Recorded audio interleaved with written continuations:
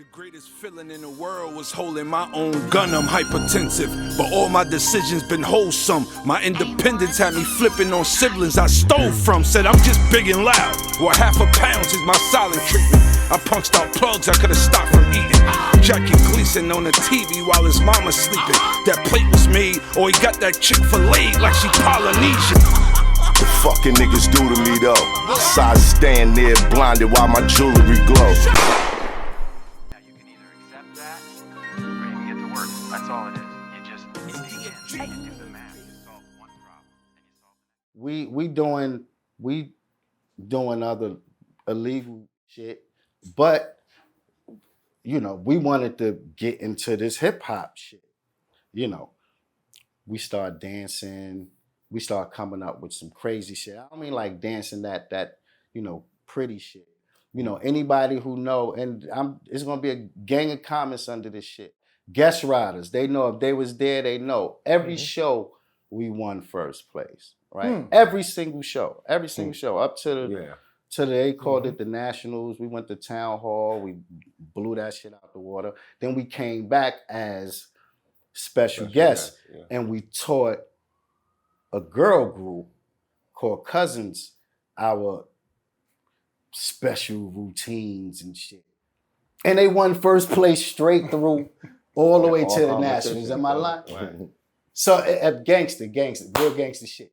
But so we was doing that. But at the time, right, I was touching little stages, but that stage in particular, it was fucking crowds of people out there from all over. I'm like, oh, this is my time. Let me just jump up. I grabbed the mic and started rocking. They went crazy. That's when like punchlines was like super heavy. It's heavy now, which is great. You know, where it is now is dope. I love it.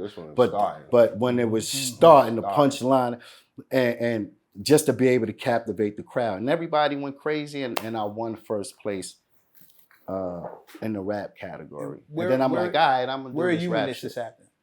He was there. He there. We did nothing apart. I'm guest riders. You know, we was guest riders. Like he said, we was doing our dancing. What's the age difference? 1 year apart. Oh, so shit. He's 13, you 12, you right? Oh, okay. So that don't even. Yeah, and I'm a big 12, so I'm everywhere. That's a fact. More places than I am. And big little brother? Big little brother. My big younger brother. Yeah, it's all good. I got you. We got the connection though. You know, we got our little shit. But 12, if he was like 5 years young, I'd have been like, okay, well, where were you watching all this at the same time? Nah, 12, right you old there. enough to be, if he's he 13, was right you there. 12. He was right there. Sometimes I had to come get him out of the mix. To bring him where I'm at. I'm like, nigga, what the fuck you doing over here? I'm trying to do this. Fuck you still over there for? You know what I mean?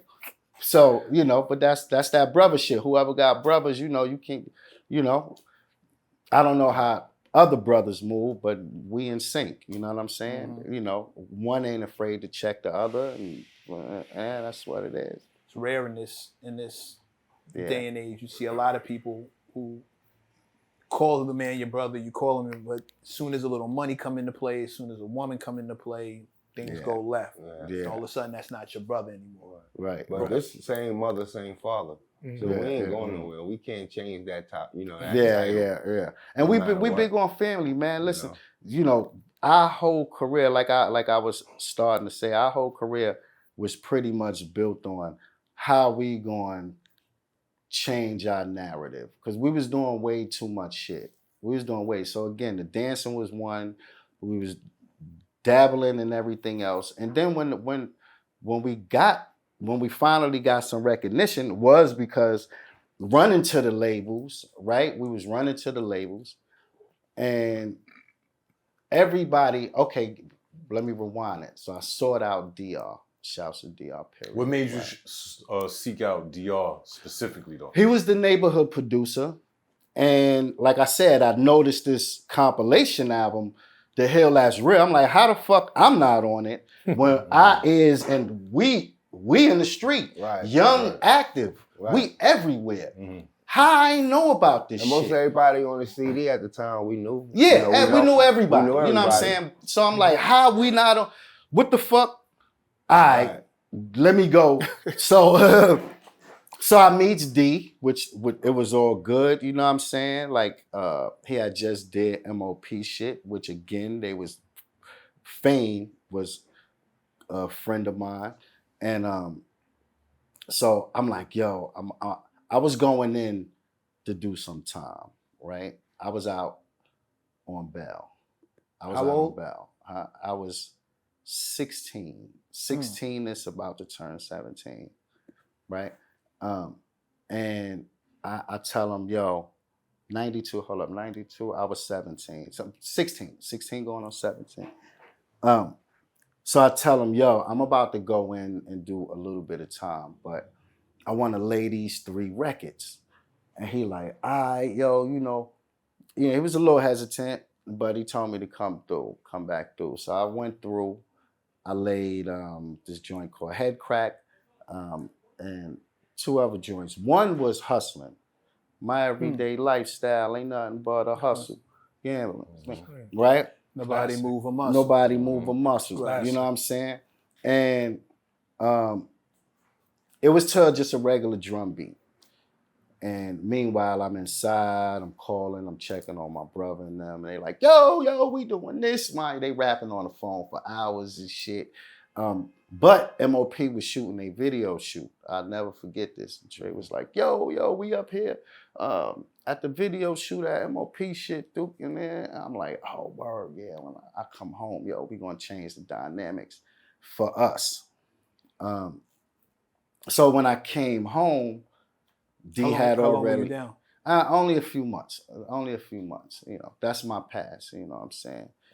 But only a few months. Thank God. And I came home and I was like, all right, I'm gonna do this music shit. So in the meantime, you know, all my buddies, they doing the other shit, and I'm sliding down to his crib. Just yo, listen to this. Yo, listen to this. Like I hooks all. The whole 9 yards. I'm trying to drain as much out of him from everything that I got that I'm bringing to him, you know. And he complimented that shit well. You know, he one of them producers that would just sit there and just, oh, let me hear it. And just start going in right there on the spot. You know, 30, 40 minutes later, he got a real reference that you can, you know, get busy to. So that was the beauty of that, you know. And then we started shopping our shit, and the labels was just like, yo, this shit is too hard. Like, what the fuck? Your name, what the fuck? Like, how we going? And then we had a showcase. Yeah, then we was running to the Maria Davis showcases. We shout out Maria Davis. Yo, she was yes. Come on, give it up. Yeah, very intricate in my career climb, very intricate.